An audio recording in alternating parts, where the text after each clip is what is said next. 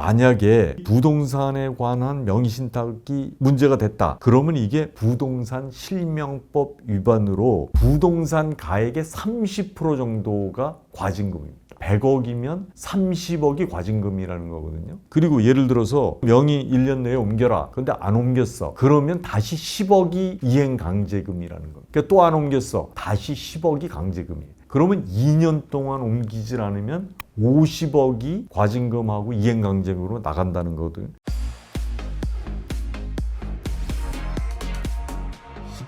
안녕하세요. 행복한 상속의 홍순기 변호사입니다. 이번 시간에는 지난 시간에 예고를 드린 대로 상속에서 제일 골칫거리가 명의신탁 재산입니다. 그 부분을 되찾는 방법에 관해서 말씀을 드리겠습니다. 아직까지 구독자가 아니시면 구독, 좋아요 눌러주시면 감사하겠습니다. 우선 구독자분의 질문을 읽어드리겠습니다. 아버지가 돌아가셨습니다. 아버지는 호텔을 운영하고 계셨는데 호텔 부지와 건물 지분, 회사 주식까지 분산해서 삼촌과 고모, 사돈들에게까지 명의신탁을 해놓은 상태입니다. 아버지가 돌아가시자 삼촌, 고모들과도 대화가 되지 않습니다. 어떻게 해야 아버지 명의신탁 재산을 되찾을 수 있을까요? 이런 취지입니다. 그러니까 아버지가 계셨을 때는 약정도 있었을 테고 또 어떻게 보면 약정서가 있었을 수도 있는데 아버지가 그냥 돌아가시니까 그것을 잘 아는 삼촌 고모들까지도 자기 명의로 되어 있으니까 그냥 나 모르겠다 이런 거를 얘기하는 거거든요. 그러니까 상속인들은 답답하죠. 이제 그런 점에 대해서 좀 말씀을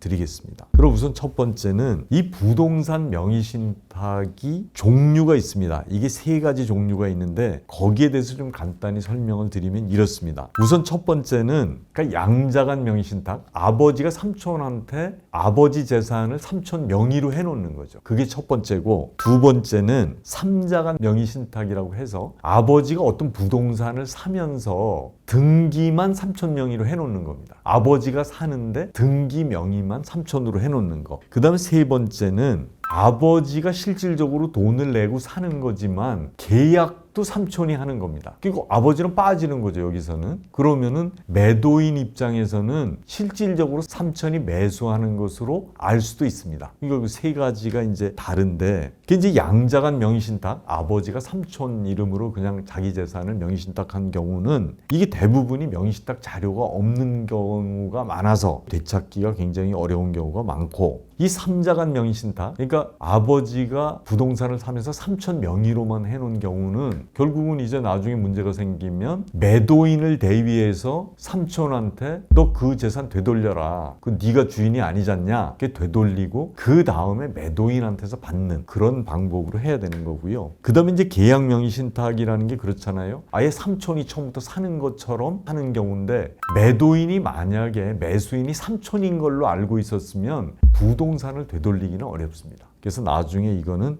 부당이득 반환 이런 경우로 해야 되거든요. 그래서 이제 부동산 명의 신탁은 그렇게 3가지 종류가 있다 아시면 좋겠고요. 그 다음에 이제 주식의 명의 신탁이라는 것도 있습니다. 이제 그거를 한번 말씀드리면 이게 주주 명의를 제3자로 해놓은 경우죠.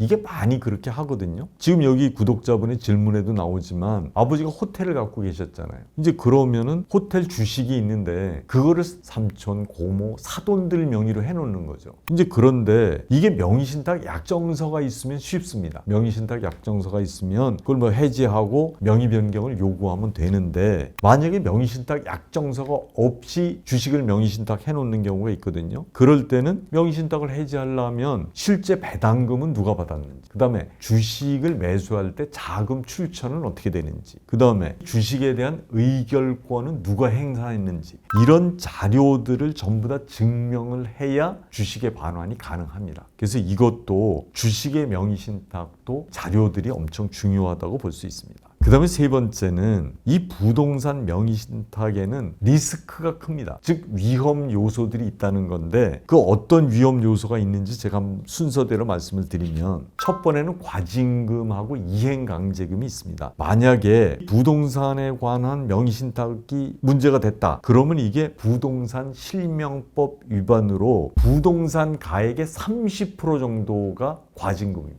100억이면 30억이 과징금이라는 거거든요. 그리고 예를 들어서 명의 1년 내에 옮겨라. 그런데 안 옮겼어. 그러면 다시 10억이 이행 강제금이라는 거예요. 그러니까 또 안 옮겼어. 다시 10억이 강제금이에요. 그러면 2년 동안 옮기질 않으면 50억이 과징금하고 이행강제금으로 나간다는 거거든요. 이게 어마어마한 거죠. 그래서 부동산 명의신탁이 입증이 됐다고 하더라도 소송이 어려운 게 이 과징금하고 이행강제금 때문에 그런 경우도 있습니다. 감안을 하셔야 되고요. 두 번째는 이게 형사처벌을 받을 수 있습니다. 부동산 실권리자 명의 등기에 관한 법률 제7조에 보면 명의신탁자, 명의를 맡긴 사람은 5년 이하의 징역 또는 2억 원 이하의 벌금. 그 다음에 명의를 자기 명의로 한 사람은 3년 이하의 징역 또는 1억 원 이하의 벌금입니다. 엄청 강하잖아요. 형사처벌이 엄청 강하고, 이게 지금 대개 형사처벌은 조세를 포탈하기 위해서 명의를 그렇게 신탁한 경우에 대개 적용이 되는데, 여기에 증여세 회피 목적으로 간주가 된다 그러면 세무조사도 받고 가산세도 어마어마하게 내야 됩니다. 그러니까 증여세를 내야 되는데 안 냈다, 이게 이제 세금 폭탄을 맞는 거죠. 그리고 이제 또 하나가 지금 대법원에서 얼마 전에 판결이 된 건데, 수탁자, 그러니까 명의를 맡겼을 때 그 수탁자가 이 신탁자 모르게 팔았다, 이거를 자기 명의로 돼 있으니까 팔 수 있잖아요. 그래도 횡령죄, 배임죄가 안 된다는 대법원 판례가 있습니다. 그러니까 이게 신탁자 입장에서는 수탁자가 자기 마음대로 팔아도 고소해서 형사처벌 받게 할 수가 없다는 거니까 위험이 엄청 크잖아요. 그래서 이 부동산 명의신탁은 엄청 신중하고 조심을 하셔야 된다, 이런 말씀을 드리고 싶습니다. 그러면 이렇게 이제 구독자분이 질문을 하셨는데 어떻게 해결을 하느냐, 이 해결을 할 전략을 좀 말씀드리면, 우선 입증 자료를 수집을 하셔야 됩니다. 특히 아버지가 안 계실 때는 우선 명의신탁 약정서가 있는지 있으면 제일 좋죠. 근데 뭐 대부분이 이제 없을 거고, 그러면 이제 자금 송금 내역이라든가 재산세를 아버지가 냈다는 영수증, 그 다음에 관리비 지출 내역, 그 다음에 만약에 뭐 아버지가 삼촌이나 하고 통화한 내역이 있든가 문자 같은 게 있으면 이런 거를 확보해야 되죠. 그러니까 명의신탁에 관한 자료를 확보를 하셔야 된다. 그걸 확보했다면 이제 처분금지 가처분을 하고 이제 처분을 못하게 해야 될 거 아니에요? 그리고 나서 본안 소송을 해야 되는데, 그러니까 이제 양자간 명의신탁, 아까 양자간 명의신탁이라고 한 거는 소유권 이전 등기 말소나 진정 명의 회복을 원인으로 한 소유권 이전 등기 소송, 이걸 하셔야 되고, 그 다음에 3자간 명의신탁이라는 그런 경우는 아까 말씀드렸듯이 매도인을 대위해서 그 수탁자한테 이전 등기를 해라, 명의를 말소해라, 이런 소송을 하고 매도인으로부터 다시 소유권 이전 등기를 받아야 되거든요.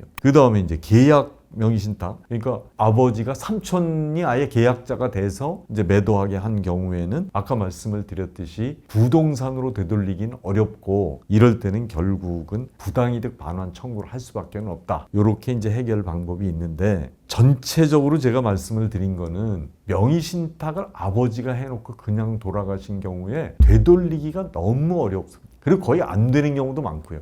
그게 뭐냐면 자료가 없어서입니다. 그리고 이제 옛날에 현금의 이동이나 이랬을 때 통장에서 통장으로 이전을 하시지 않은 분들도 많아요. 현금이 오고 가거나 이제 수표가 오고 가거나 이런 경우인데, 수표가 오고 간 경우도 지금은 5년이 지나면 확인할 수가 없습니다. 은행에서 수표를 보관하지 않거든요. 그래서 결국은 말씀을 드리고 싶은 거는, 아버님이 돌아가시기 전에 아버님께 잘 물어봐가지고 그 다음에 자료를 확보하고 소송을 하더라도 아버님이 돌아가시기 전에 해야 부동산을 되찾아올 수 있다, 이런 말씀을 드리고 싶습니다.